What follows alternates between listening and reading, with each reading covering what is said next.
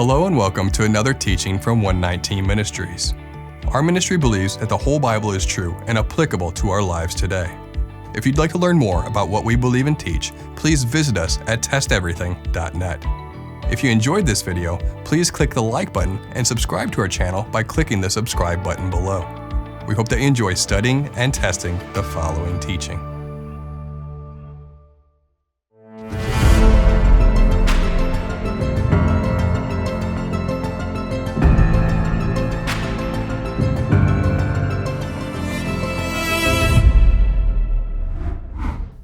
Leviticus 11 not only specifies which living creatures are considered unclean for consumption, but it also provides instructions for handling situations involving unclean things. Here's a common question we often receive about this topic. One verse I had a question on is Leviticus 11 verse 35. It says, if anything unclean touches a stove, the stove should be considered unclean and broken down. How does this work with the stove in my house? I know that unclean animals have touched the stove in the past. What should I do about this? And what about when I eat out? Is it okay for me to eat food from a restaurant that serves unclean animals? To address this, we should begin with the related verses in Leviticus 11, verses 29 through 38. And these are unclean to you among the swarming things that swarm on the ground: the mole rat, the mouse, the great lizard of any kind, the gecko, the monitor lizard, the sand lizard, and the chameleon. These are unclean to you among all that swarm. Whoever touches them when they are dead shall be unclean until the evening, and anything on which any of them falls when they are dead shall be unclean, whether it is an article of wood, or a garment, or a skin, or a sack, any article that is used for any purpose. It must be put into water, and it shall be unclean until the evening. Then it shall be clean. And if any of them falls into any earthenware vessel, all that is in it shall be unclean, and you shall break it. Any food in it that could be eaten, on which water comes, shall be unclean. And all drink that could be drunk from every such vessel shall be unclean. And everything on which any part of their carcass falls shall be unclean, whether oven or stove, it shall be broken in pieces. They are unclean and shall remain unclean for you. Nevertheless, a spring or cistern holding water shall be clean. But whoever touches a carcass in them shall be unclean. And if any part of their carcass falls upon any seed grain that is to be sown, it is clean. But if water is put on the seed and any part of the carcass falls on it, it is unclean to you. The first thing to note is the context of this set of verses. Each section of Leviticus 11 is dealing with a subset of unclean animals and possible circumstances relating to each subset. For example, verses 1 through 8 are about animals and whether or not they have hooves or chew the cud. Verses 9 through 12 are about sea creatures. Verses 13 through 19 are about flying creatures. Verses 20 through 23 are about winged insects. Verses 24 through 28 summarizes the means in which a person can become unclean from the previous context of verses 1 through 23. Just like the previous context subsets, verses 29 through 38 begin a new context, and this also happens to be the verses we read. The scope of the context here includes insects that swarm on the ground and various small creatures such as lizards and mice. It is within this context of specific creatures, just like the previous verses, that we have specific information on how various items can become unclean and how a person can become unclean.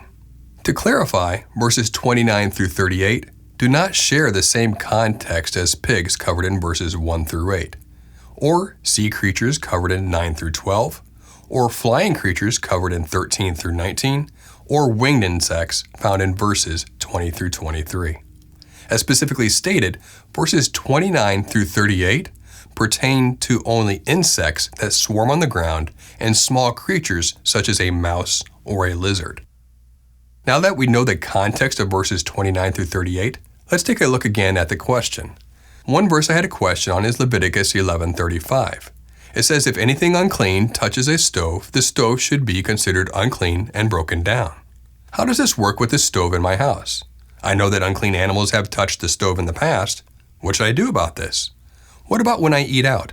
Is it okay for me to eat food from a restaurant that serves unclean animals? Leviticus 11:33-35. And if any of them falls into any earthenware vessel, all that is in it shall be unclean, and you shall break it. Any food in it that could be eaten, on which water comes, shall be unclean. And all drink that could be drunk from every such vessel shall be unclean. And everything on which any part of their carcass falls shall be unclean. Whether oven or stove, it shall be broken in pieces. They are unclean and shall remain unclean for you. The them refers to creatures listed in verse 29, including swarming things like mice, lizards, and geckos.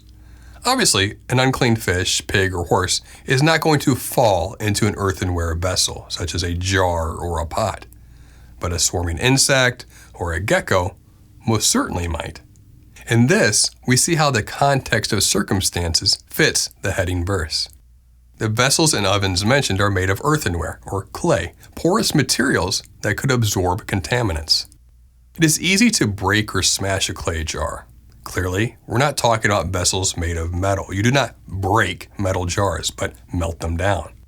Likewise, in ancient times, an oven or stove was also made out of clay or stone. Here are some examples of what these would have looked like. Again, we're not talking about jars, stoves, or ovens made out of metal. While we admit that this is merely speculation, all the reasoning behind all of this is likely quite simple. It is easy to clean and sanitize objects of metal. However, objects of earthenware are porous and also absorbs fats and liquids quite easily. It penetrates deep into the object itself. If you have ever baked with stoneware, then you have observed how you can really not clean stoneware back to its original, never used before state.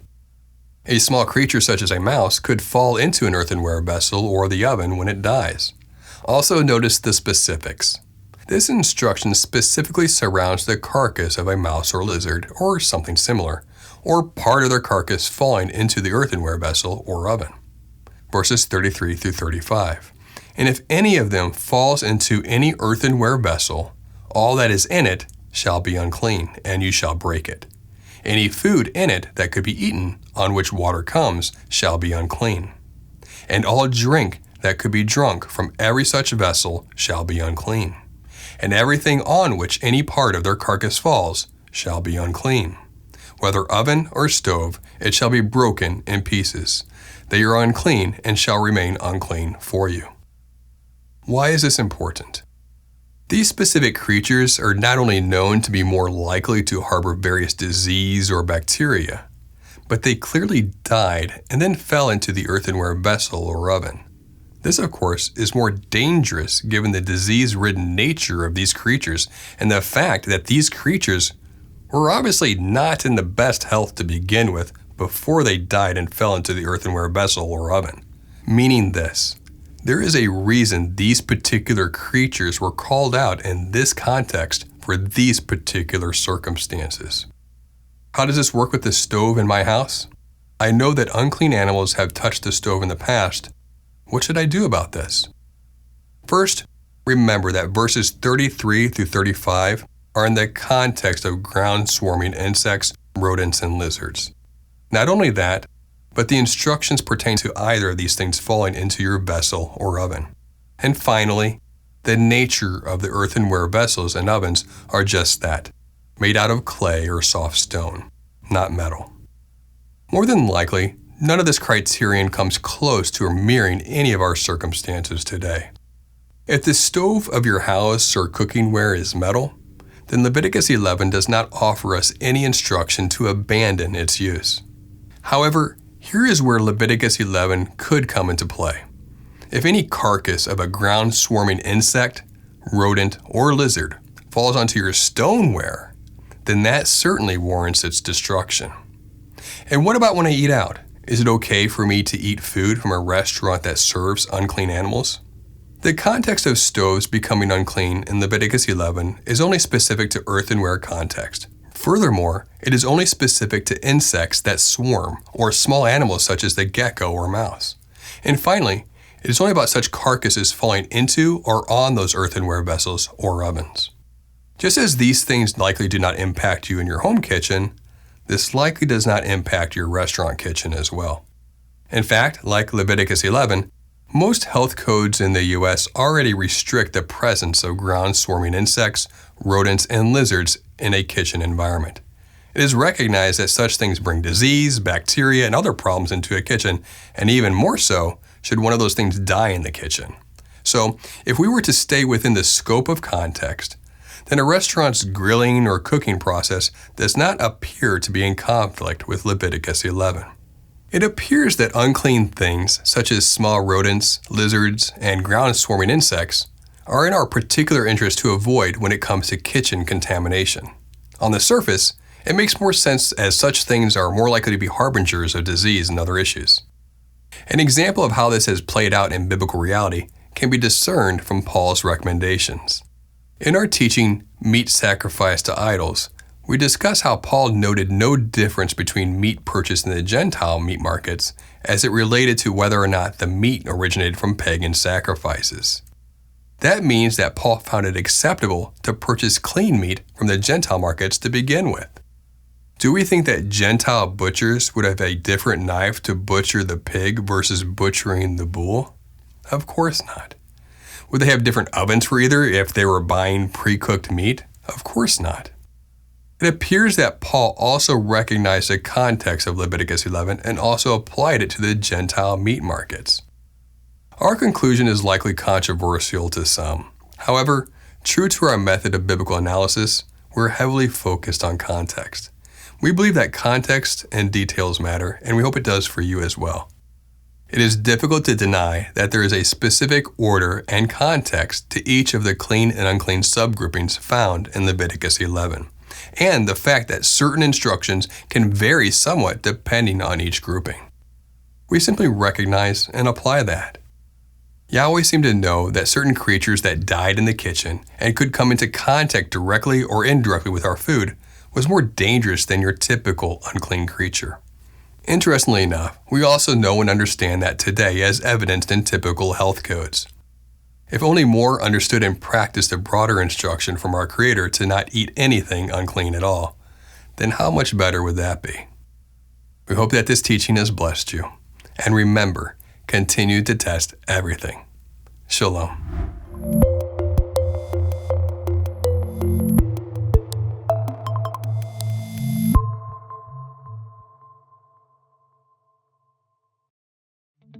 YHWH Ministries has produced hundreds of biblical teachings, and now you can own all of them on one physical device. We're excited to announce that our entire video library in HD quality is now available on a flash drive. This drive can be plugged into your PC, phone, tablet, or anything else with a USB or USB-C port. The drive also contains written transcripts of our teachings for those who prefer to read rather than watch. Of course, we still offer all of our material for free at testeverything.net, but having a physical copy will allow you to watch our videos anywhere and anytime without the need for an internet connection. Having a physical copy will also ensure that our teachings are available if we are ever removed from video websites, which is a danger that ministries around the world are facing more and more. We want to continue to reach as many people as possible. Now, you might be asking, but what about all the new teachings released every week? Well, in addition to receiving all our past teachings, your purchase comes with free updates for life. Each flash drive comes with instructions that will allow you to easily download and store new teachings as they are released. Or mail us in the flash drive once a year, and we will update it for you and send it back at no charge to you. We hope you are blessed by this new resource. And as always, any proceeds our ministry receives goes right back into producing more teachings.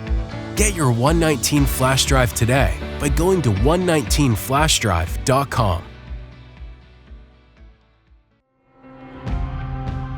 It is because of you, our generous supporters, who make it possible to offer these high-quality teachings completely free of charge. If you feel led to support 119 Ministries so that we can continue this effort, please visit testeverything.net and click on the Support 119 tab. Learn how you can partner with us to take the whole Word of God to the nations.